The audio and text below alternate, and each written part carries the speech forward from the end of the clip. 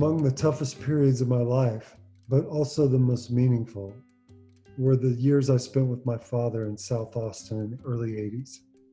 I was a young boy and was fascinated by Charlie and Will Sexton, Charlie being a year older than me and Will being a year younger. Their musical ability as young boys was just beyond my comprehension. My guest today, Charlie Sexton, is an old friend of mine and someone I truly admire for his musical accomplishments and his strength as a man who was basically raised by himself. Please enjoy this conversation with my old buddy, Charlie Sexton. There's my beautiful friend. I've never done this before. It's all good. How you doing, buddy? I'm okay. I'm all right. That's a cool little bungalow, man. Is that like that's over in Barton Hills somewhere? It's right. Yeah, it's right. It's about 2 blocks from the old house where Marlon was born. Yeah, that's cool. It must be tucked way up in there. And the only reason I'm here is because of music. Really, it's funny because the old lady that owns this house is just a classic Texas lady. You know, she's a lawyer. And, you know, was living in East Texas near my grandmother where she was living. And we got to talking, and it was just like a random thing where I needed a place really quick. And I just happened to drive by and see a little handwritten sign. And we started, you know, talking a little bit, and then ended up, she was actually in the town one day when I called her where my grandmother lived.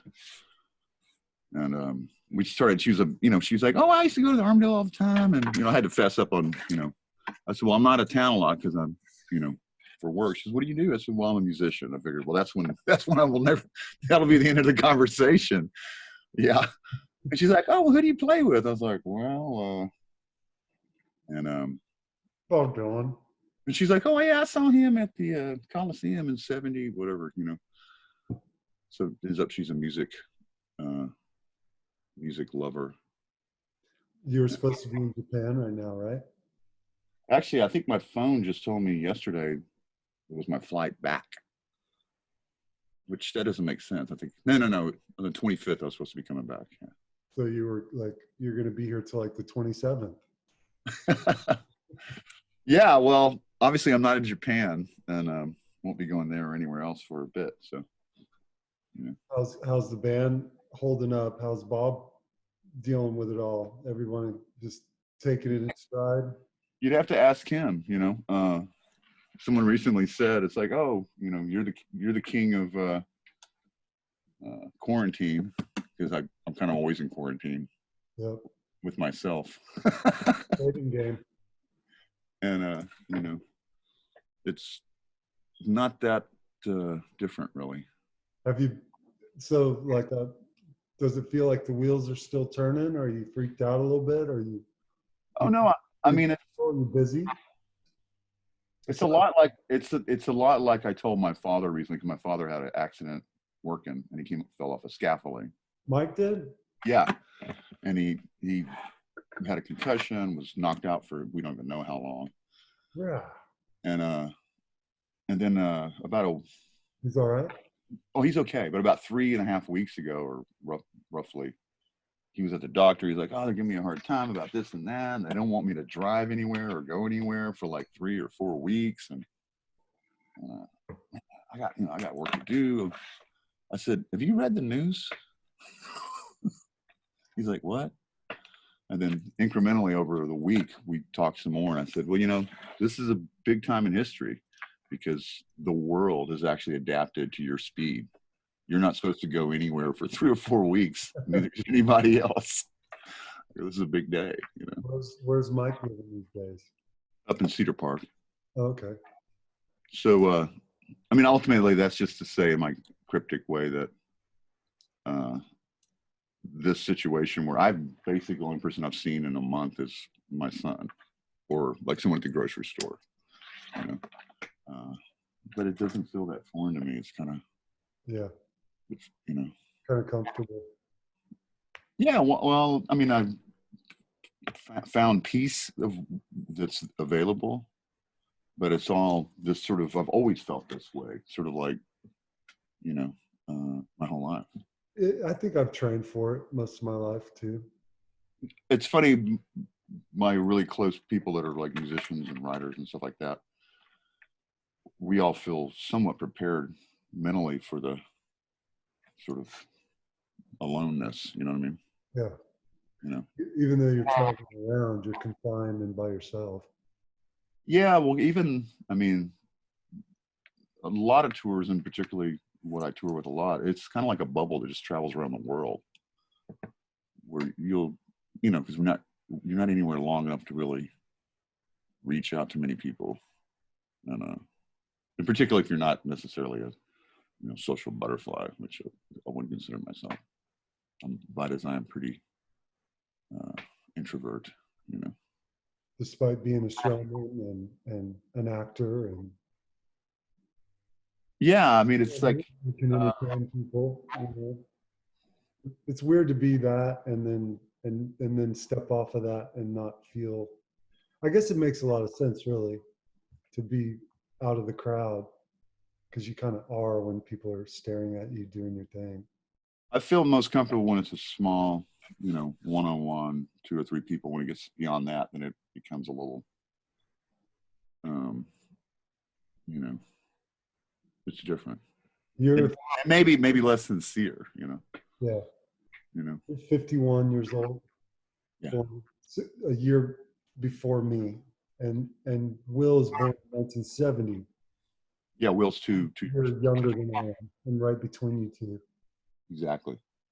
And I think like at the time when I was sort of figuring things out in Austin in the early 80s, Uh-huh. you were you were already fluent on your instrument, and Will was accessible, and he came around the house, Towns and Kay and Janine and everybody. But you were kind of already you were making tracks at the time as a young musician. Man, I like Charlie. I've never shared this with you. We've known each other the majority of our lives. I didn't know what my dad was even back then. Like I understood that he wrote songs and played guitar, but it was pretty derelict, you know. There wasn't any money, Uh-huh. and you remember the scene in this town back then. Like Austin's a pretty popular place now, but at the time there was a college here, and it had the state capitol. But we didn't like sort of revolve around any of that. You were we were on the outskirts of town in a musical community of people that weren't successful, but you were doing something even back then. I equated what it meant to be a musician, at least in a successful way, in a way where people noticed you and listened to you from you long before I realized that my father was doing anything of meaning or significance. Like, and if you, and that's just from a child sort of like perception. And then once I became accustomed to being around um, people like yourself and Will who could do things on musical instruments. I mean, I played. I was like fourth chair in trombone in junior high, which meant I could hit the guy in front of me with it. Yeah, exactly. Music.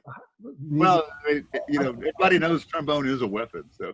I could read and sort of write my name and pay attention for a minute or two at a time to whatever the teacher was saying.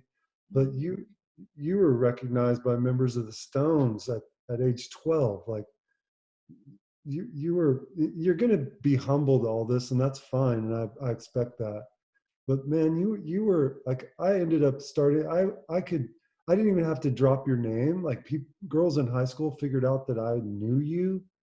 I got I got like dates from association.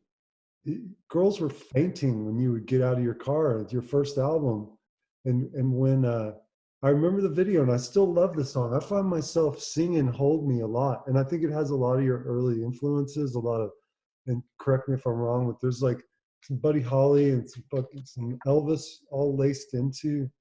I think "Hold Me" is a terrific song, and it highlights your guitar ability and that it's a, early it's stuff years, I was just blown away that I was in the same sphere as a guy like you. And then you come back to say, well, like, yeah, I was a nerd in school. And I just want to hear, like, was it Johnny X Reed and Speedy Sparks and those guys that kind of took you in? And how did you learn to fucking do that before you were even really adolescent, man? it's just, well, it's a strange. I mean, I grew up, you know, my father and my mother both loved music, so they were always playing the right records, you know. And so, I mean, from the earliest age, I mean, there's a great picture of me, and I just say it's great not because I'm in it, but I'm like 2 years old or something, and I'm sitting in like a high chair or something, and behind me is there's three pictures you can see on the wall. It's Dylan, George Harrison, and the moon, which is kind of curious, you know, when you know, those two people who, you know, are obviously The actual moon, like the moon that like La Luna, revolves around yeah. the earth. Okay. So that's, I'm not Not even the, not the drummer for the Who. sure. No. The I'm not sure moon. exactly what that means, but to me, it's kind of important that those are the three things behind me in that little photo. You know, you just think, Yeah, my parents listened to records too. I couldn't do what you were doing on guitar at that age. So. well, it took a. I mean, I didn't know how to do it either, and I mean, that's so. I mean, by the time we moved to Austin in '72 from San Antonio, and we never had babysitters or anything, so we were at every gig my mom went to, we were there. Every concert, every show, every, you know, parking lot, every back alleyway, all of it, you know. But it's just a strange situation because you know, interesting story is like when the first time I got to play, I remember one of the first times. My hero is like Jimmy Vaughn. I love Jimmy Vaughn. I just thought he was like, by the time I was like 11, I thought, because he was like Elvis to me. And, you know, I mean, he looked cool. He played great, you know. And I met him at the Armadillo at this rock pile show.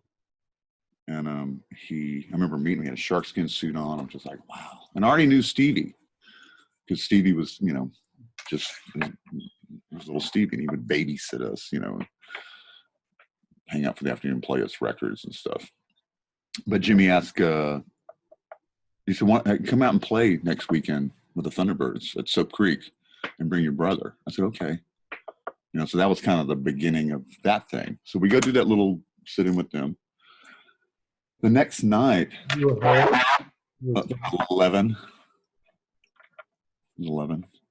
The next day, I remember I was at a 7-Eleven on Congress, and this person kept looking at me, really kind of like eyeing me a bit. And I always kind of, because of the way I grew up, I was always aware of what was going on around me, like who's dangerous, you know, are the cops after us? Is this person going to pull a knife? Is this person, you know what I mean? Yeah. I just had to learn some skills, you know, survival skills really quick. And but this guy in this little store kept looking at me, and I just was used to being a kind of a freak, like a weird kind of hippie kid, you know. We were on the perimeter. Well, we never had any money. You know, it was just I was always aware of everything. This guy kept really eyeing me pretty heavy, and so at one point, I'm like 11 years old, and I go up to him and I'm like, "What do you want?" And I'm ready to fight, because that's what I was used to dealing with at school every day. Someone was always had their eye on me, and I was waiting to get attacked, you know. And the guy's like, "Oh, didn't you play last night at Soap Creek?" And I was like, "Yeah." And I was very confused because he wasn't trying to, you know, it wasn't a dangerous thing. It was more he was at the gig. He was like, "Oh yeah, I saw you and your brother play last night." I was like, "Oh, okay." And then I felt very bad because I was ready to, like, you know, he was an adult too, you know. But that didn't really mean anything, you know. But still, we fought. Well, I mean, I grew up, it wasn't the danger was the bully kid in the neighborhood or at school. It was everybody, you know. Around you. You No, know. I remember. I think it's going to be tough for people to comprehend. Um, some of kind of what we went through early on. We're not just talking about not really having money, or you know, if you don't mind me sort of laying it out for folks, like there were a lot of drugs, a lot of misbehavior by adults, a lot of incompetent parenting, Yeah. and oftentimes before the age of 10, like we were put in the parental role just to get our parents Hmm. kind of out of somewhere, and so we could go home, you know what I Yeah. mean? Like just watching our the adults around us fall to pieces really under their own volition, and weakness and illness of drugs and alcohol, and Yeah. I mean cigarette smoke, just to say the least. Like, you know, you can sometimes see a person with all the windows up in their car still smoking a cigarette. It's kind of like, oh, look at that. That was how we grew up, in the Oh, car with multiple adults smoking and all the windows up. Like we yeah. were, I mean, I mean, that, I wouldn't trade it for a thing. yeah. It's a huge part of who we are at this point. But still, like I said, we fast forwarded. So you're like, and so they invited me to the gig to play, and you were 11, which means Charlie, or excuse me, it means Will was 9. Mhm. So at what age did you pick up a guitar and start finding your way around and becoming competent and just like changing chords and starting to noodle around in key? It, well, it started, it went from nothing to everything because, I mean, I got my first guitar, I think when I was about 2 years old or 4 years old. I can't remember. I mean, it's just like I know, I mean, I got a guitar from my grandma. I remember I painted it black because I wanted it to look like Johnny Cash. Because I used to watch, that was like, I just love Johnny Cash. We would watch the Johnny Cash show with my grandparents. Um, so I'm not sure if that was the first guitar. It might have been, I think my first guitar, because my father went to prison when I was 4. But before he did, we took a train trip before Will was born, to California. So we took the train because we had relatives. My uncle lived in Just the two of you guys? what's that? Just the two of you guys, like 4 and 6 on a boxcar? Actually, it was my mom and my dad. And it was just before it was before Will was born somehow.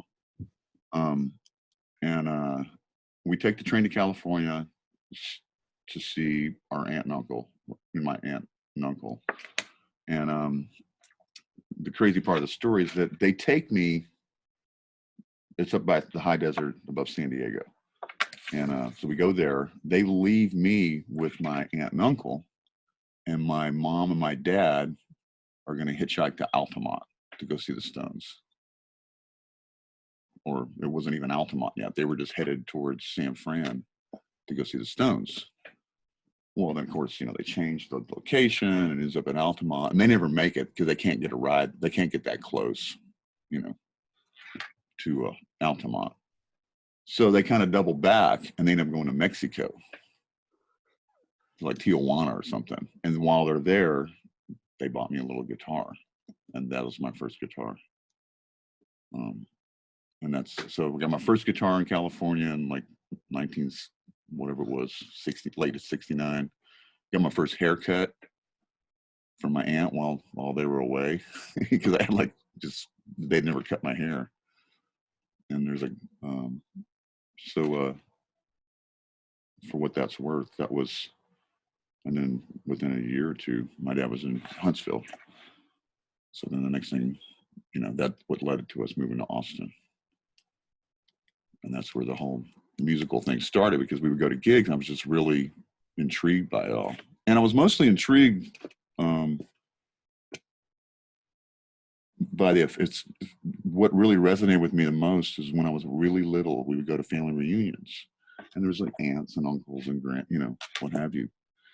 And but when I had all these uncles that played country, you know, play guitar and whatnot, and what that music would do to those aunts and those uncles and cousins, and when they would start and play, I perceived the power of it even at that young age. So that's really what kind of got me curious about it, you know, because there was everything seemed to wash away, and there was everyone became almost on the same level when they would start playing music. You know what I mean? I do. Yeah. And so that's one of the, I mean, it's cryptic and strange to try to explain, but No, you weren't watching HBO or Looney Tunes. If you were in an empty room, there was that guitar, and that's what you went to. That's what. yeah, and I couldn't even figure out how to play it, and no one would really show me anything. So it was learning to play guitar really happened over in 1979, meeting Speedy Sparks. Him invited me to come play at the Continental Club, and it's like a Chuck Berry song. We took a pump 22 rifle to the pawn shop and traded it in for an electric guitar because I didn't have an electric guitar, so I could play that night. Well, I didn't know how to tune. I didn't know any chords. I would just sit there and try to play by ear. And so after, you know, walking into the fire like that, after that night, I go, man, I got to figure out how to play this thing, you know. And so that year was the biggest year. That was the first biggest year of learning. Obviously, I had to figure out how to be able to get up there and do something. And from there, once you experienced some success, it was no turning back, I suppose. Well, it was obvious to me that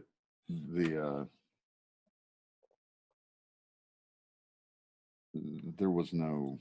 It was better than everything that came before it.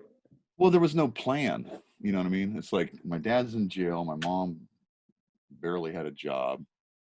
There was not going to be any college. There was not going to be anything. I was like, I got to figure this out. And so I thought, that was my mark. And it wasn't just gigs. It was records. I was obsessed with recordings. And so that's what really led me on the path. And it was really out of necessity. Yeah. You know. And just a singular focus on that. By the time that I met you, knew who you were, you could play anything. Well, somewhat, yeah. I'll say you were 14, so like 3 years later.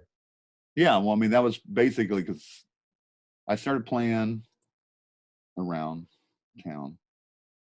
Will and I would start playing with W.C. Clark, you know, weekly for like almost a year. And but then we moved to Wimberley, which made it really difficult. Isolated you, yeah. And we also, back then, it was rough because it was a pretty redneck situation. I mean, the middle school I ended up going to was, you know, their football team was the Rebels. Yeah. You know, there were plenty of, you know, rebel flags flying, and that didn't even make sense to me. You know, there was no, you know, anything attached to that at that point. Yeah, I live in Rockport now, and it's pretty redneck. Yeah, we speak that language. We can navigate that. Oh yeah. And people from Austin tend to be my clientele, and they're not from Austin, at least not back then. They come to Rockport, and they're kind of like, wow, you know. Yeah. I'm like, what, man? This is what south of, you know, Town Lake was like. Oh yeah. No, it was. I mean, it's funny. It's not just exclusive to Texas or the South or that, because the time that I lived in California by accident, like in the mid '80s, you go to the Valley and you can find as big of rednecks over there, Yeah, as you could find in the Deep South. there's beauty in it. I mean, I always say that like rednecks were they were cute. They were cute and entertaining when they were a fringe group. And I don't know. They were a fringe group. The world. That's funny. Going back, so like, yeah, I got to continue on my fascination with you as a young man, a kid, like, because it had an extreme impact on me. Uh-huh. Not not so much musically because that didn't turn out to be my gift, Uh-huh. but the inspiration that someone that young could become that good at something that they focused on was pretty much um, you were out of my reach, but you were someone that I was very much in tune with because your mom and my dad were best friends and around each other on a daily basis, and so you were always in the conversation, but you were never in view. But Will and his tender heart and his sweetness and his presence was always in my life, right? Yeah. And he would just be this person just like me, except for he could pull off and in that same room pick up a bass or play the drums or play guitar. And I was just like, how did you guys come across this? And it, with Will, like, you know, he was in the same surroundings as I was. Mhm. He was going through the same struggles, like, you know, open up the refrigerator and there might be an apple with a brown bite taken out of it, you know, like there was nothing. So Yeah. you walk to the corner store. I mean, I started buying Marlboro Reds for myself when I was 12 years old, whether I could talk the cashier into selling them to me direct or if I had to hang out in Till the someone parking lot walked up. long enough to get someone to buy them for me, right? I mean, and walk up and down Slaughter Lane and just like it. Austin was a rough, kind of desolate place, and you know, like you became this thing that was uniquely Charlie Sexton upon arriving at your first album. Uh-huh. And then you were in the music business. Then you were touring. Then you were a rock star, man. At least to me, I don't know how it felt to you in your own head. Um, but you had a band and you were traveling and you could do these things. You were playing these songs that had melody, that had meaning, that you were into. I just think that you're an extraordinary human being, pal. I really do. To come from the same wreckage, and I'll call it that because that's the truth of what it was. I mean, my dad for sure had the talent he had, but that was kind of all he had in terms of self-restraint and responsibility and decency as a citizen of the world. Like some of that came later, only through the discipline of touring and holding it together enough. Like the show was very important to him. Like if he had a gig, that was paramount. That had to happen. And whether he Yeah. was in having the DTs or you know whatever, like it had to go down. If he was, Well, the part of that was necessity too, you yeah, know. yeah, I mean, those some of those Austin days, from what I know, you know, there was that one gig that would pay the rent at the end of the month, right before the rent was due. You know. yeah. We think about our kids, and I know, like for Marlon, you know, there was a lot of care and love in that household, and still is. Yeah. I could take like a beat up 3-speed that my neighbor left in the yard, and Uh-huh. take our dog Geraldine, and this would probably been let me add it up. This would have been 1980, 81, and I would ride from a trailer park that was off of the sort of the southbound feeder. There was a biker bar right where Congress hit 35. You remember the name of that place? It'll come to me in this conversation. It stayed there quite a long time. Just out by Onion Creek and all that, Yeah, yeah. It's like by right the where the by the, theater. by the Vanilla Factory. Yeah, it was like a person's name, not Mickey's or something, but regardless, we lived right behind there. And I would take Geraldine and that 3-speed and put her on like a rope, like a piece of nylon rope, Yeah, and go to the free concerts at Town Lake at Auditorium Shores when I was 12 years old. that's a long trip. Leave a couple hours early and hang out in the grass with her. Yeah, And I remember if I got a flat, I'd just walk the bike, you know, 7, 8 miles home. Like it was better than being at home, yeah. better than being in a smoke filled room witnessing the behavior of the adults that you and I were around. You know, it's And it shaped me into a independent mind, independent soul that can like deal with quarantine, deal with weeks in the wilderness by myself, deal with no money, deal with uncertainty, with not knowing what I was supposed to be, what my future might hold. And fuck, man, you know me. You've seen me at my worst on many occasions. Like, Yeah, but someone called that your best. it's Highly entertaining. it's been unclear the whole way down the line, and You then that it's still unclear. Guys like me and you are at the top of the heap, you know. When you were talking about some of that stuff, and like it's a curious thing because three things are coming to mind. Perspective is one word, necessity, and sort of like trajectory. And so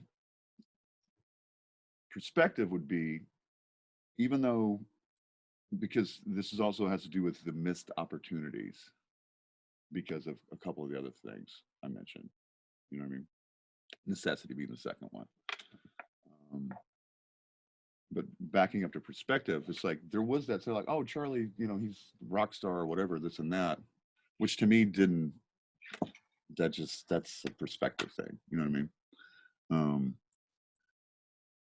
I just, and that goes to the necessities, is like, I got to do something. I got to work my way out of this situation and do whatever I can to not go to prison, not be a complete alcoholic, not have to sell drugs to survive, not have, you know, the list of things. And these are the things I'm thinking about at a really, really early age. And there was a artistic price for even that, in a way, because, you know, everyone's perspective of who I was like based on, you know, the sort of promotional stuff and this sort of veneer. Industry. Yeah, but also a veneer. It's like when you see, like, the same. I had the same thing. I see people and I'm like, oh my god, look how cool this is. You know, this person playing this little bar. Well, you know, they were almost sleeping in their car. They didn't have anything. You know, but I wasn't seeing that. I was just hearing the music and seeing what was going on. So that was feeding that whole thing. But also, I came from a place like you're talking about, similar, where it was wreckage, and it's like, I gotta do something. You know, and that's why I left home and lived in a car lot. Oddly enough, across the street from Geraldine's. When I first left home, I slept at that used car lot all summer. At what age? To do my little gigs, because my family was living, you know, 40 miles or 30 miles away in Wimberley. Like at 14, 15 years old? Even younger than that, yeah. Because pretty much by the time I was 13, I left home, you know. And but part of that, it's funny, some of it seems like this fabulous success story, but in my mind, there's a lot of missed opportunity because I tried to keep myself. I mean, I grew up in bars and I played in bars, but I didn't really want to hang out in bars. And some of the missed opportunity is I was focusing on, I got to work hard in certain ways and try to make something happen. But it kept me away from certain circumstances that will, like spending time with your father, you know what I mean? And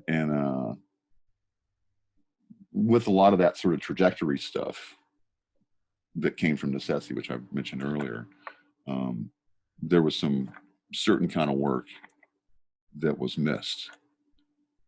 You know what I mean? I do. That I could have worked on, because once that was going, then I had all these other responsibilities that I had to do, which was confusing. You know what I mean? Right. Artistically confusing, you know? So, but it's funny because I kind of felt, I could feel that there was a strange, because of the family connection between us all, you being so close to Will, my mom being so close to Towns, you know what I mean? There was always this, it was almost like we really knew each other, but we never got to spend any time together. Yeah. You know what I mean? There was a close at a distance, sure. Yeah.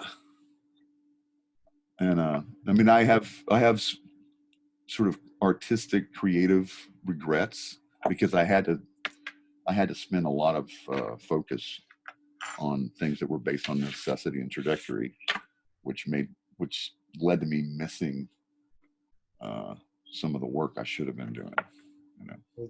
Gosh, and what irony built into that. Who knows if you'd had the motivation or the opportunity to become such a young and virtuoso musician had you not been in that predicament, but that same predicament led to the inability to be in a position to have opportunity. I had to do it. I mean, it's something I had to do. I mean, speaking of Will is an amazing songwriter. Yeah. I mean, the one time I met Waylon Jennings, which was not long before he passed, he came to a show, and one of the guys in the crew said, "Hey, Waylon's here. Would you like to meet Waylon?" I go, "I love to meet Waylon." And so I went to meet him, and I said, "It's really a great honor to meet you, you know." And we were introduced, and he goes, "Oh my God, your brother's Will." I go, "Yeah." And I knew the Will lived in Nashville for a while. I knew he worked with Waylon a few times, wrote some songs. He goes, "Man, your brother is an amazing songwriter and such a sweet person."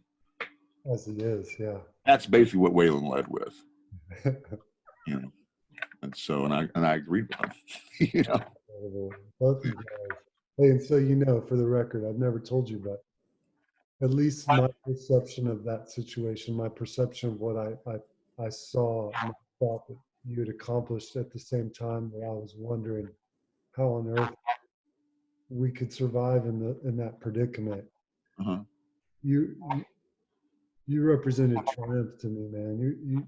You represented that there was a way out, there was a way to see the world, there was a way to not only survive but to thrive out of that heap. And it always gave me hope. And I don't think there's been a month of my life since I became aware of you and your brother and the light that you guys represent to me, where I haven't thought about you and thought about how you managed it and where that talent and where your inner strength and how your soul developed out of all that. I really admire you, Charlie. I think it's extraordinary. I mean, it's And you and I have met some of the greatest public figures that there are in this world.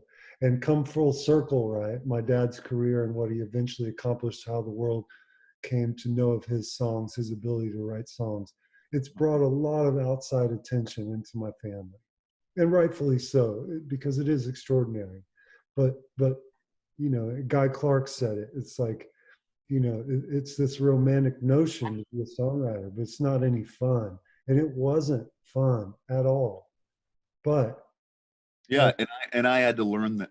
I had to learn exactly how much fun it isn't. yeah, exactly. The very thing that makes it seem like glowing and accolades, like, "Oh my God, you did so well." Well, on the backside of that, I had to abandon all that Yeah. and try to navigate my way back through the path of how do you actually, what I had to face exactly what you're talking about. Which we still face. We haven't figured it out. We're not the It was more important to me to even attempt to write a song 1/8 or 1/millionth as good as a song my brother's written, your dad's written, you know, McMurtry's written, you know, who you name, whoever you want to name. right, I had to abandon all that and face it. And it's, I mean, there's a stack of papers here, and the amount of pages it takes me. God. Imagine the amount of papers it takes me for 2 pages, which don't end up adding up that well to begin with. You know what I mean? You want to hear one of my fucking songs? You'll feel real good about yourself. Oh, you know, like I one of my greatest abilities is to stand in front of someone and be the soundboard of what my father means to them, and Uh-huh. not let the cat out of the bag as to what it was like being his son, right? Yeah. To simply realize that it's that meaningful to them to express to me how significant in their life a certain song or a show that they saw my dad perform, and to not cut them off and say, well, you should have tried living with the motherfucker, right? Yeah. You know, and I love my dad, and I celebrate his strengths, and I forgive his weaknesses, and that's been my journey. But I know a lot of kids, um, even today, that want to be fly fishermen. And they've got all the resources in the world that West Austin provides them. Yeah. They could follow in their dad's footsteps and be a surgeon or a politician or an attorney or whatever, a business owner. And you know, I wonder what the true blessing in life is, to start out with no resources and figure it out on your own, which is kind of, you know, somewhere between where you and I came from, and then and or sort of like have all those resources at the get-go and have them be kind of meaningless and commonplace to you. It's all such an interesting deal. But I do know that for someone like yourself, that every bit of moral compass, every bit of food in the fridge, every bit of accomplishment has come primarily from your own hard work, 100% survival and necessity. Yeah. And And also angels too, though. angel, you know, and I that's got, that's a I've whole had other podcast. But had a whole lot of them around, you know, I think uh, I think it's natural who you are to even, sort even the dark ones, by the way. yeah, and you know, writing a song, that's great. But I think the one of the things that's constantly said about you as a musician, as a producer, um, it, like I think that none of us will ever really get to see what you're capable of on the guitar, because you only bring to the table what's needed. And so your taste and what you add as an accompanying musician when you produce or when you're part of a project, you never try to take the limelight. You always give a song what the song needs. And I've watched you on stage a million times. I've heard you play on records a million times, and you put exactly what's needed, no more and no less. And I think that's an extraordinary ability that adds to a song even as much as the creation of the song itself, honestly. It's just, I think that's should be more commonplace place than not, you know. Um, and I don't know if I actually do that. I mean, I know I try to do that naturally, you know. Um, When did you stop touring on your own as Charlie Sexton? When did that early commercial success sort of, what happened there, and how'd you move on from that? well, it was just part of what happened was, you know, I left home, whatever it was, 13. I said, okay, I need to make records. It was about making records. I knew I could play gigs around town, but ultimately it's like, I want to make records, you know. I didn't spend as much, I was focused on writing songs to be able to do that, but the records were really the thing, because to me, that's what I, you know, that was the document of, of, of the life, people's creative life. You know what I mean? More than a gig, in a way. I mean, you have memories of a great gig, or you do that. So I mean, I was very fortunate that that happened. You know, within like 2.5 years, maybe 3. Um, yeah, I went to California to make my first record and just didn't leave for 5 years. Is basically what happened. I never moved to California. I just went to make a record, and it took a lot longer than I expected it to. And then went on tour, um, and did the first year or two, whatever it was, touring on that record. And then I came home and I was beginning to write the next record, and then I had a motorcycle accident, and so I couldn't play for like 6 months. Broke your arm? Broke my wrist, yeah. And so then that delayed things. And then I started working to make another record, toured on that record. And then once I finished that, I had some other, you know, responsibilities to do. And then eventually that's when then it came to the point where it's like, okay, I've done these 2 records, and I was really frustrated with the writing part of it, because that's part of the whole equation of how I end up, you know, producing records or playing with other people as well. It was very clear to me that I was never going to be prolific enough myself to sort of to support the habit of my love for music. You know what I mean? So a few things happened. I decided that Los Angeles was a very hollow place for me creatively, and I didn't feel like I could really write there, because I think if you're from an area, then it's easier. That would have been 85. No, 85 was when I moved, when I went out there, roughly. So by 90 or so, 91, that area is when I came back. I moved back to Austin.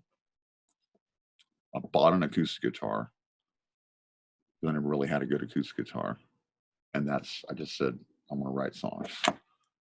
And then so that's what I started doing, you know. And then in that whole process of like focusing on that, then I got a little space to record in, to work on these songs.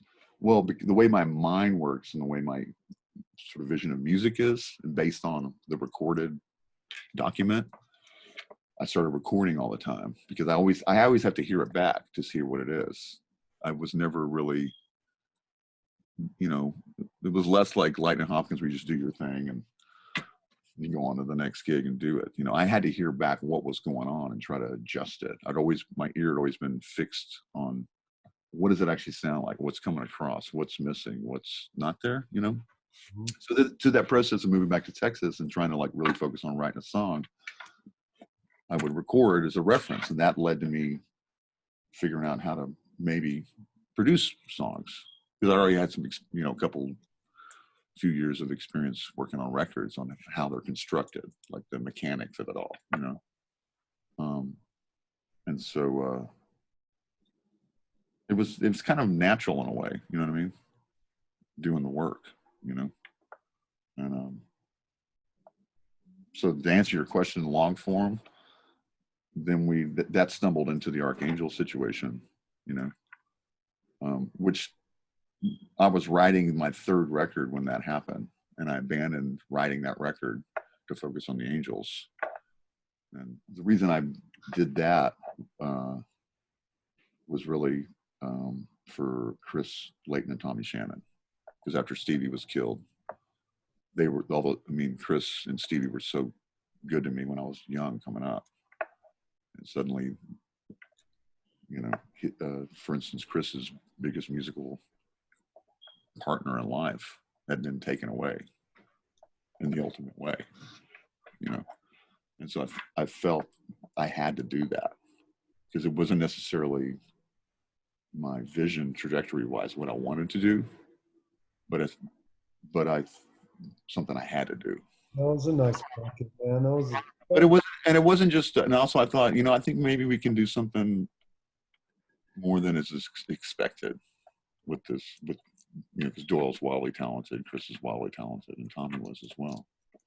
And so that gave me a task too. Like, what kind of music can we make? It's not just straight blues music, you know. Because there ain't nothing wrong with blues, yeah. You know. You know, for the time in this town, that was it. Seeing the Archangels was a big deal. Well, it was another situation. It's funny. You know, I think it's just kind of fitting for my life. It's, you know, maybe from something that isn't perfect, you try to, you know, or from bad things happening, you try to make something better out of it. You know, you just, you know, the cards you get, you got to deal with, you know. Yeah. So, you know. Was it your second album that you toured with and opened for David Bowie? That's a funny, curious thing, because I never actually opened for David. When I was living in Los Angeles, And it was after the first record. When I met David, actually my arm was still in a cast. And we met through a mutual friend and just kind of became friends. Because he was living in Los Angeles at the time, recording a record. And I was on the mend from the motorcycle accident. So we spent a lot of time going to dinner and talking about music and, movies and books and stuff. And then, so I never actually opened for him. He was in Los Angeles. He came to my house. We were working on a song at one point. He finished his record. He goes back to wherever he goes. And he would ring me randomly from wherever. And then he called me one day and he said, hey, I'm going to be back in your home. You should come down to the tour and maybe we can finish that song we started. I said, okay. So I flew down to Houston, met up with them, and we went to Dallas. And I sat in with him that night in Dallas. And the tour was going to Los Angeles the next night. I went home. They went to LA. And I went to the show in Los Angeles, and that's when, one of the guys in his band said, I think David's going to ask you to come to Australia and be a special guest they're going to film the concert. And he did. And so that took me to Australia for the first time for a couple of weeks or so. And that was basically it. Oh, okay. So I played with, we probably did I think he did 8 shows in Australia maybe, or less. You accompanied him on stage. It was a supporting act gig as well. Oh, he just, it was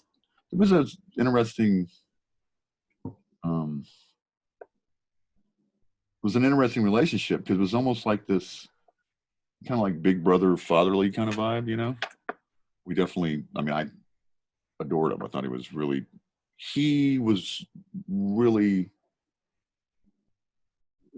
probably it's hard to meet anyone more charming than he was, and I was, wildly,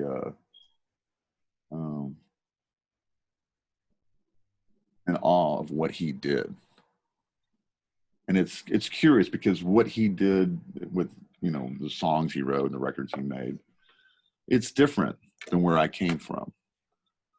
In some ways, it has little to do with the songwriting sort of,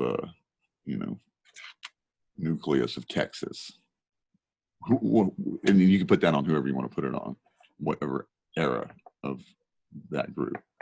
But to me, it was equally powerful, and it's in a different way. You know what I mean? It was different. Yeah. I've never apples and oranges. They're apples and oranges. You know what I mean? How much attention had you given Bowie prior to your friendship with him? Well, I remember when I was 4 years old, seeing him on television the first time, and that's a curious thing, kind of much like when I was a little kid at the family reunion, I would see the effect that music would have on my relatives. It was also a kind of human learning perspective thing. I remember the first time I saw him on television, he came on and he was like a spaceman almost, really odd and weird. Yeah. And someone in the room turned the TV off. And Ziggy Stardust era kind of thing? Someone in the room turned the TV off and used a not politically correct comment about his sexuality. Okay. And I was like, I get it. It was curious to me because there was something was happening. We already said we were immersed in the redneck culture early on. Yeah, something. And by the way, this is not the, top of the mountain redneck. There was something happening. There was an effect it was having on me artistically, watching him and listening to the music. And then equal to that was the response that was coming from the strangeness of it, because it was unfamiliar. Yeah. The very thing that made it really intriguing to me made it uncomfortable for others.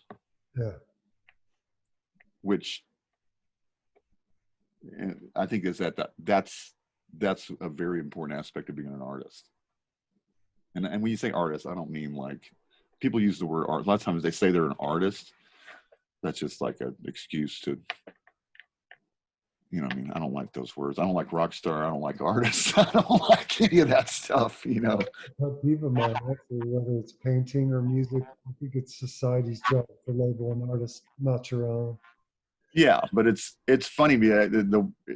Everything's become so. If I'm scrolling through Instagram and the profile says artist, like I move on quickly as possible. Exactly. It's interesting that's a parallel situation to my old man, who very much differently than yourself didn't grow up in the situation you and I did.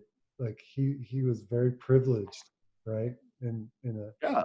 in an like in an oil attorney sort of like household, and he saw Elvis on the Bob Sullivan show, and and and saw the effect on the audience, especially the girls in the audience. And Who did? conscious decisions Towns did, Uh-huh. my dad did. Yeah. Early on, his greatest influence, his greatest motivation was seeing Elvis on the Ed Sullivan show, and seeing what that performance did to the spectators, right? And Yeah. Well, that that's what it is. That's what I mean. And that goes right back to what I was saying at that family reunion. I'm like 4 or 5 years old, and I'm seeing the effect that this thing has. You know what I mean? And it affected me too. I mean, when I was talking about watching the Johnny Cash show, I'm just like, and Johnny Cash was interesting because he had this sort of like, you know, like Elvis in a way, too. This sort of like, you know, monumental kind of like, yeah. you know, David had it, you know, you know. Did you see Bob Dylan? In his own sweet broken way, your dad had it too, you know, after the fact, you know. Did you see Bob Dylan on the Johnny Cash show? I probably did actually, but I mean, I was already had Bob ringing in my ear. How did that union come about? Well, that's the crazy thing. Is like it's, you know, people talk about, you know, and I use the word conjuring all the time because I think it actually applies. Like I've been chasing the muse around this place for weeks, and she keeps hiding, you know, because I'm trying to get some stuff done here, you know. But it's got to be. You want to see how fast I figured out that I was never going to be prolific as a songwriter? Yeah, come on now. It kind of happened like this. Oh, that's a nice Waterloo. This is never going to work. Oh man, I'm surprised I learned 3 chords, which is supposedly all it takes, right? Yeah, I guess it depends how you put it together, right? I've gotten close. I've thought it. I've felt it. I understand it. I've watched it happen. Uh-huh. I was just never anointed by God to deliver that message, which is fine, because it got me on to other things that I'm better at. But that was a painful realization in my life to not, despite my my emotions towards my father, I admired him greatly for his capabilities through song, and I thought, surely there's no better route for myself than to take on his burden and deliver that message without the abuse to myself and the abuse to people who love me. But you know, that lightning strikes randomly, and Hey man, I know, because that's why it takes me so many pages to get to 2, and they still don't add up, you know. keep working, man, because you Oh, I do. musically you're so vital to our culture here in Texas. I think your singing and your songwriting and what you did in your career till now and more to come is, I like that you're hard on yourself, but I'm here to tell you, man, it's meaningful. It means a lot to me. I think, and Oh, I'm a voice that matters in that shit, if you ask me. well, meaningful is the most important word for me, and that's by the time I made my second record, that's when I was like, okay, that's why I moved back here. I said, okay, enough. It's I can't do this if I can't have a real attachment to it and believe it, you know.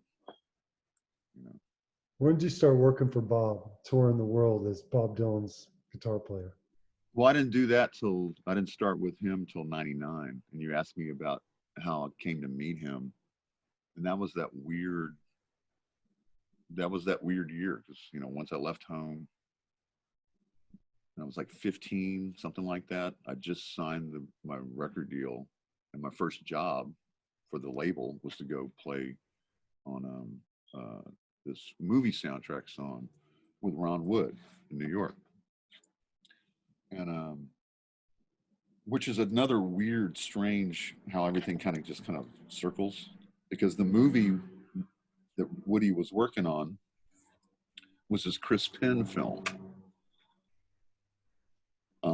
Well, the curious thing is I knew Chris through Sean because Sean Penn had come to Texas to research a role when I was 13, and Joe Ely sent him to my house, or he sent him to the Continental Club to meet me, which led to him coming hanging out at our house and our gig, and then he flew me to LA, which my first trip to LA, Sean flew us out there because he was using me as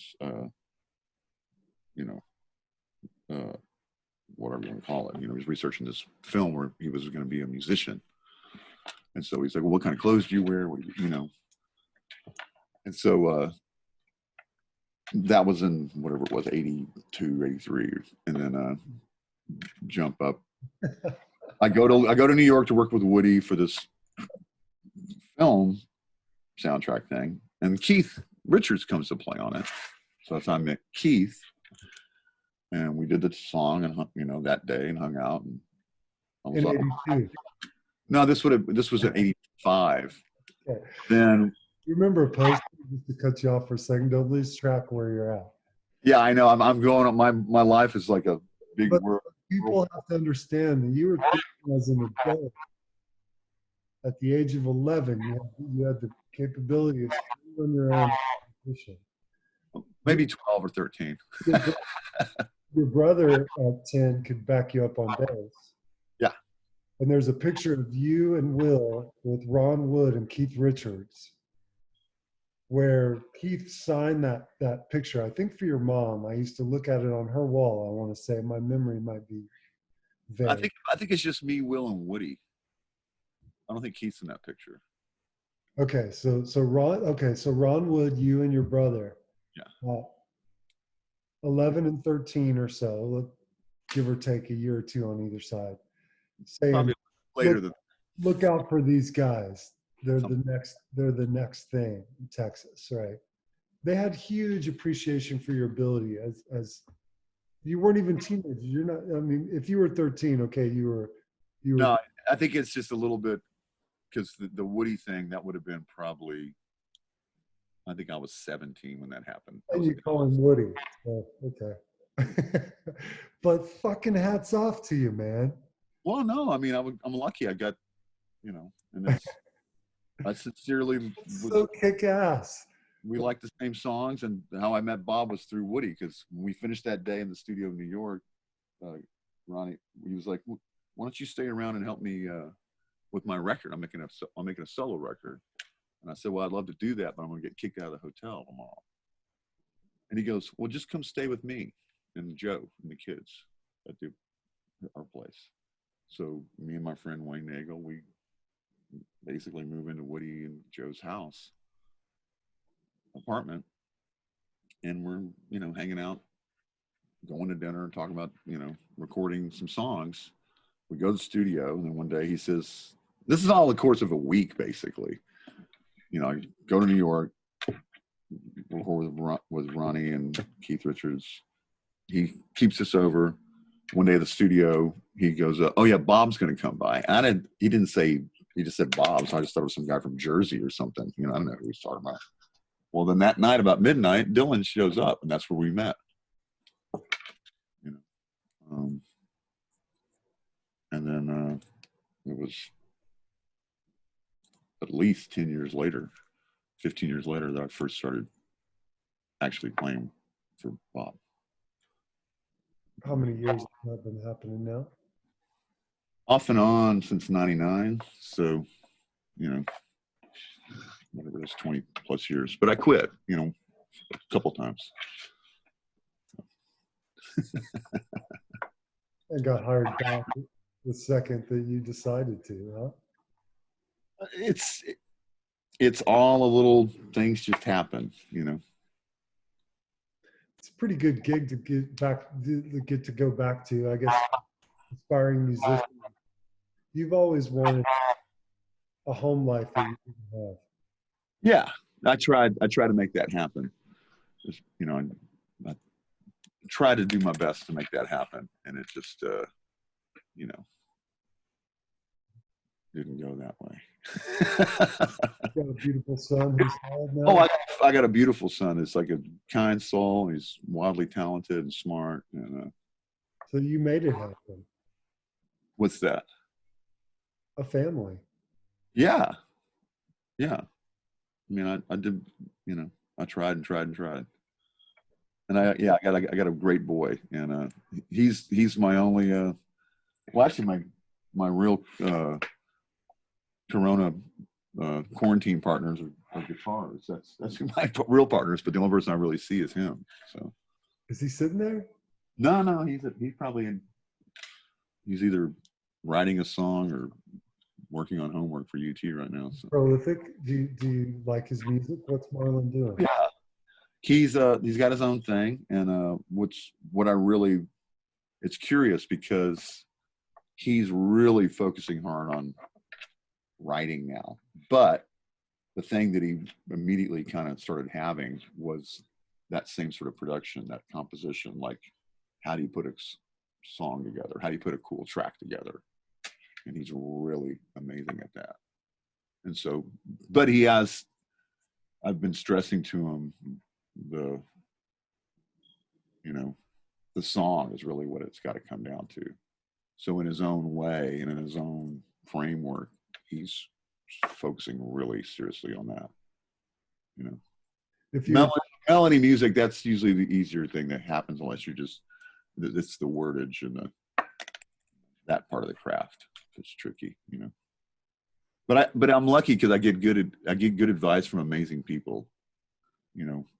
And what led to me finally kind of being able to move a little bit across down the field a little bit was not to name drop by any means, but I had a meeting with Robbie Robertson like in '87, I think, something like that, maybe before.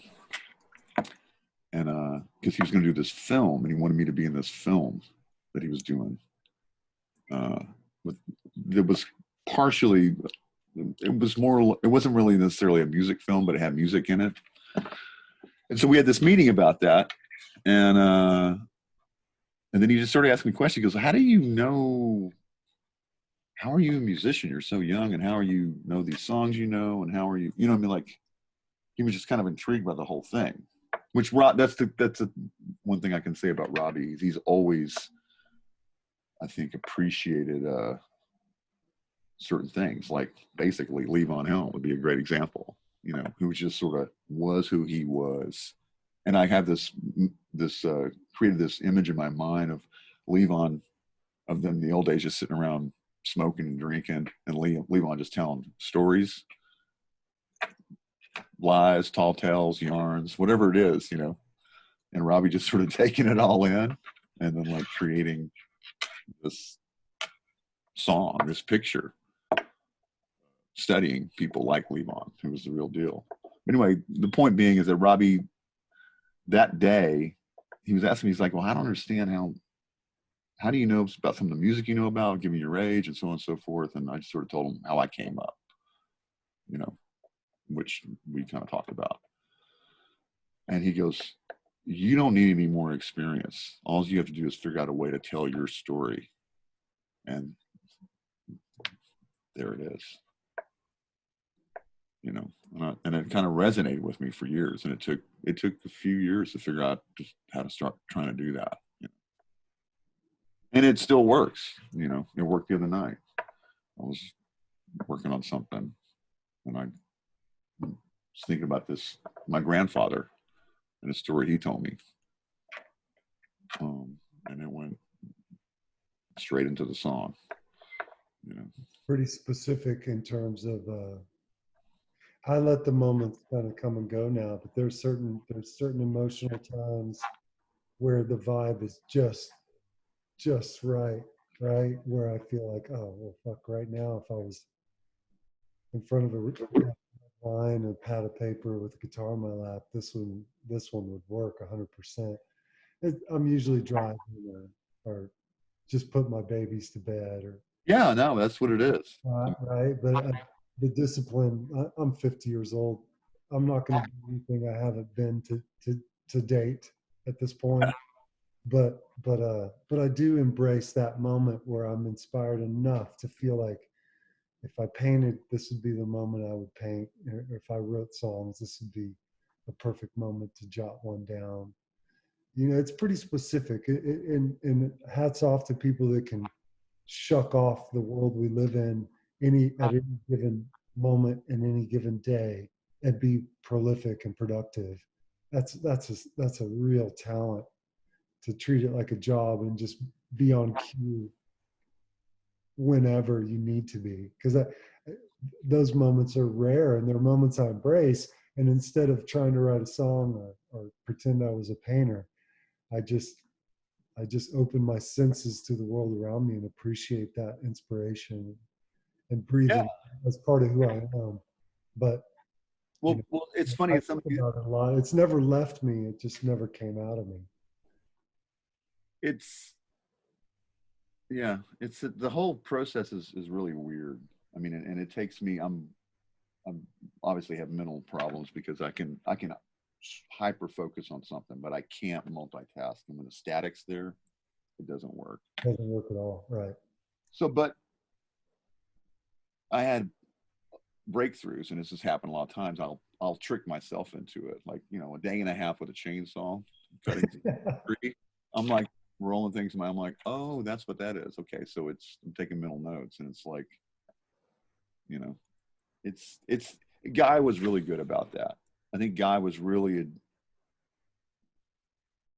from what I mean, I knew Guy not as well as a lot of people, but I can really appreciate because he had a craft thing about him, and he also knew he could navigate the mind. And if you think about the models he would build, you know what I mean, because it is down where he would work. Yeah. I went to see him in Nashville. It was really cool because he had his desk that he would work on his songs, and then right behind him he had that other table that he would build models, and then later on he ended up building all those guitars. Built a guitar there with him. Say it again. I built a guitar in that very spot. Oh, we talked about that. I know. Yeah, really, But really. that was a really smart thing. You know what I mean? That if you hit a little block or whatever, and you weren't necessarily inspired, or you're kind of doing the work. And he just I always think of it like that's why I like having a spinning chair. You just turn around, do something else. You're like, oh, And do that. Yeah. there. Okay. Da, da, da, da. You take. I think it's always good to take what you can get. And appreciate it all. Um,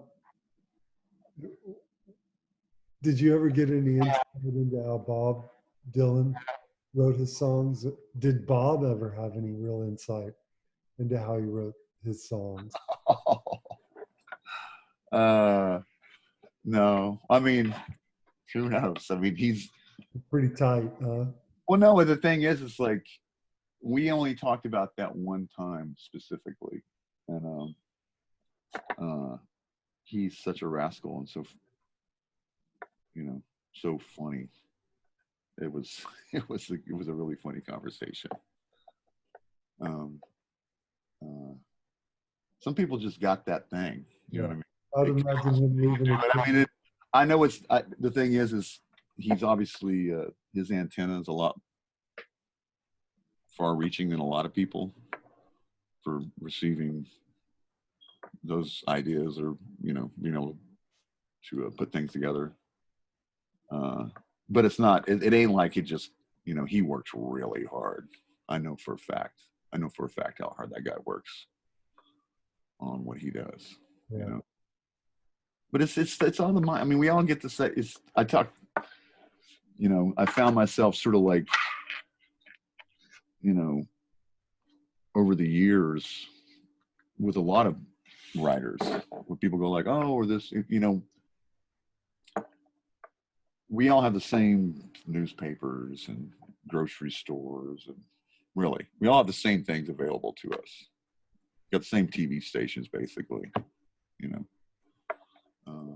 But it's how you perceive something and what you do with it.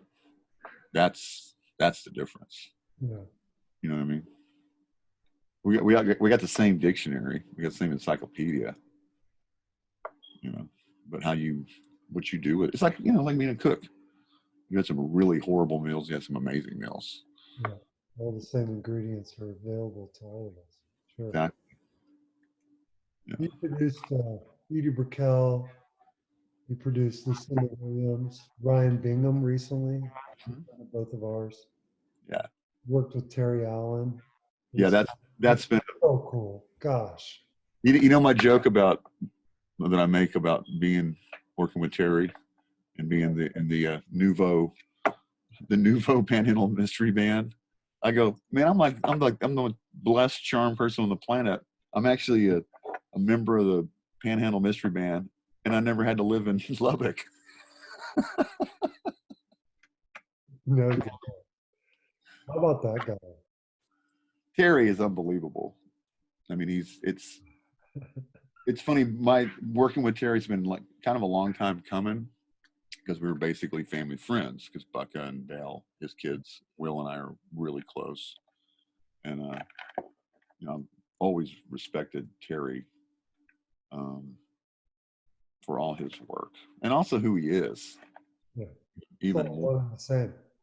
Yeah, but I mean, it's like, you know,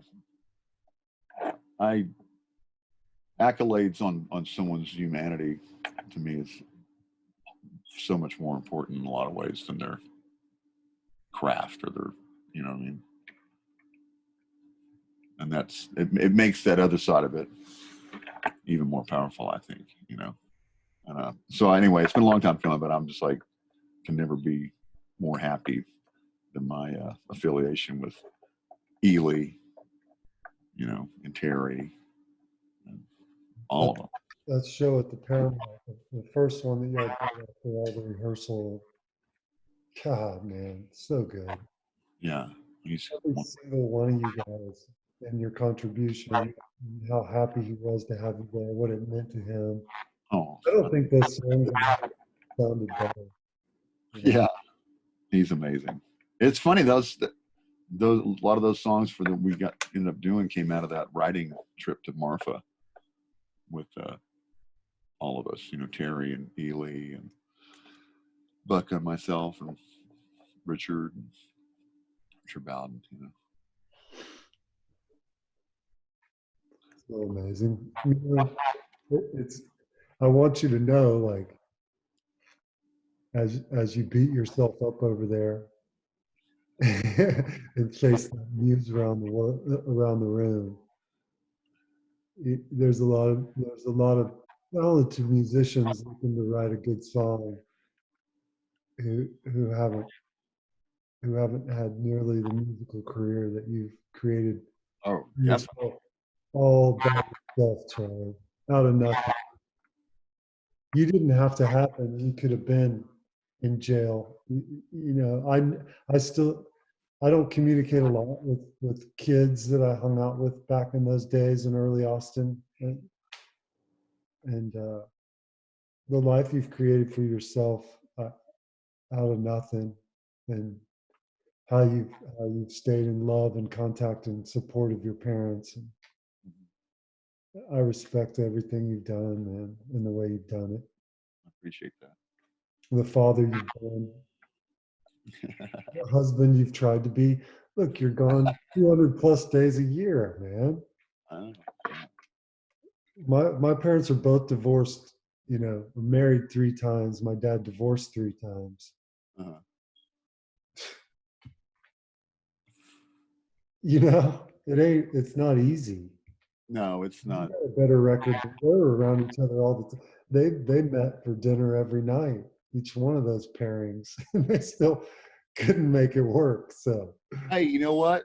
be as tough on yourself as you want to be, but man, you deserve so much credit. In my mind, you're a Hall of Famer. You're, Well, it's you're funny. a You rock got and roll Hall of Famer. You're a Texas Music Hall of Famer.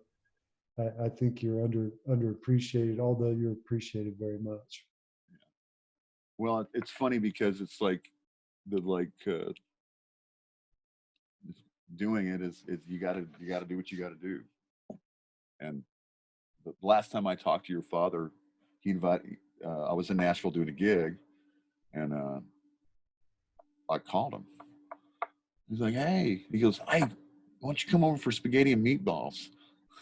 Stofers. No, I think Janine was actually cooking real spaghetti and meatballs.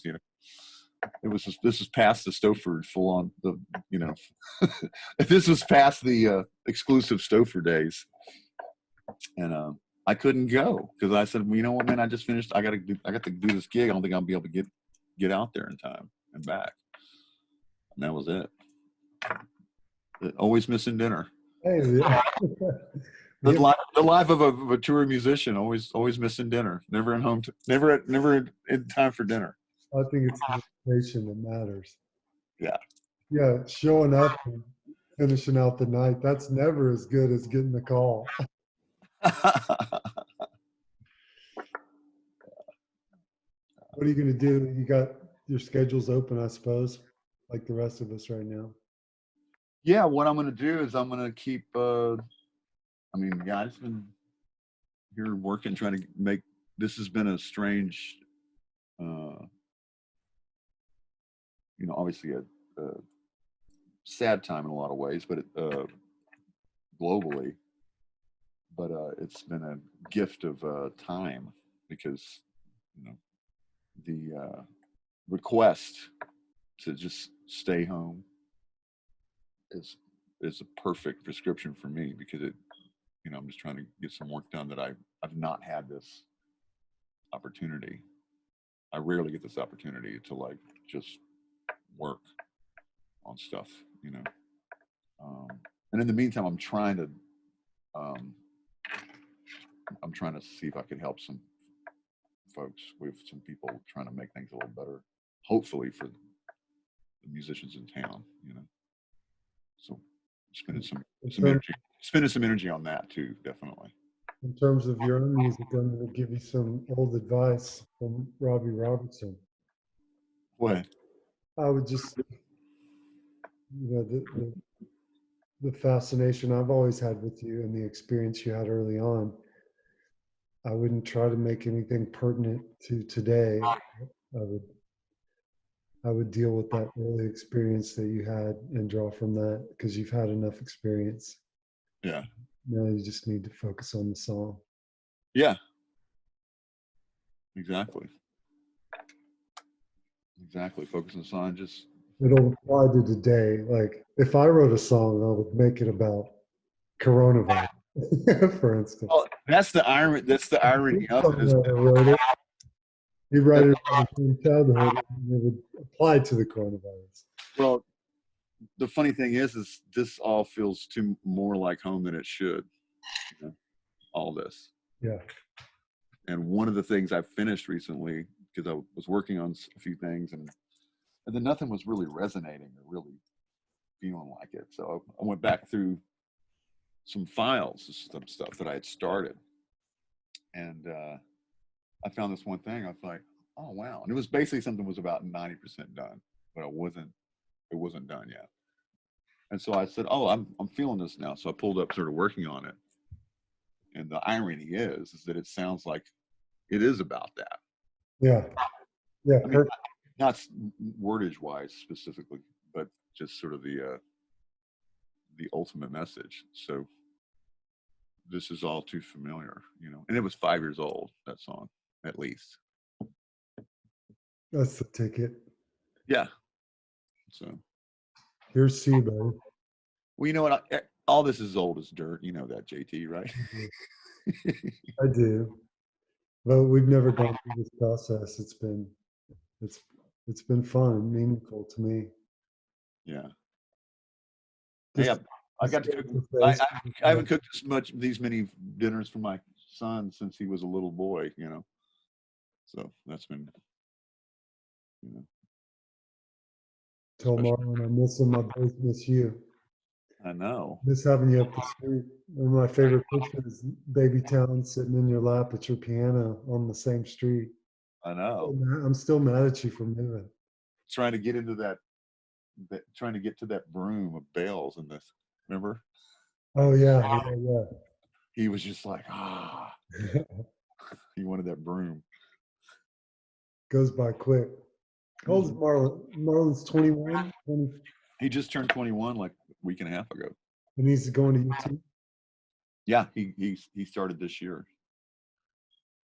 Cool. I took some time off. I went to UT and graduated University of Texas. Believe it or not, I it believe was it was, it was, it was worthwhile. I didn't use anything I did there, but I proved to myself that I could. Yeah. Well, Crazy. you got a little alumni, so that's good. Yeah, I guess. I don't. Yeah, I just look forward to going fishing, being outdoors, Yeah. feeling my little vibe I've created out there for myself. Yeah. And same thing. I mean, I've isolated myself by choice my whole life Yeah.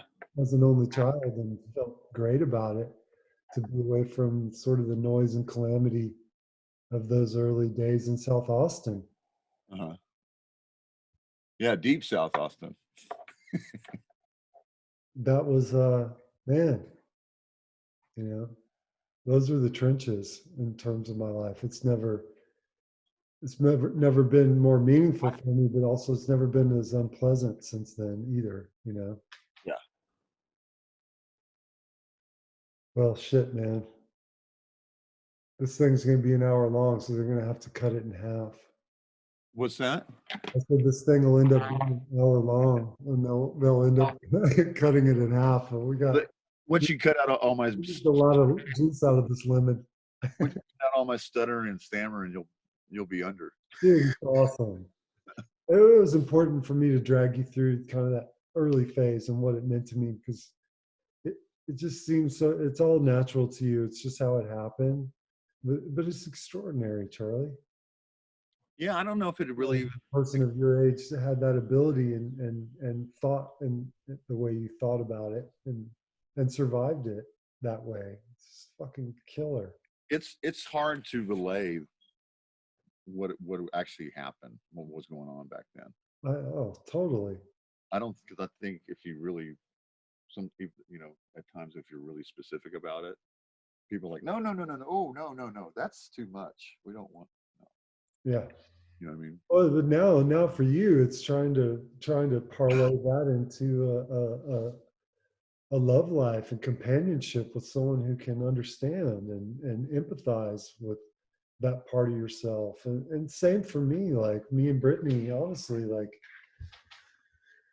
even today, it's tough to be the person that doesn't need more from the other person than you can provide to them, right? I mean, like um, we get back to square one like 10 times a day, like and I just act naturally based on who I am, and that was formed early on.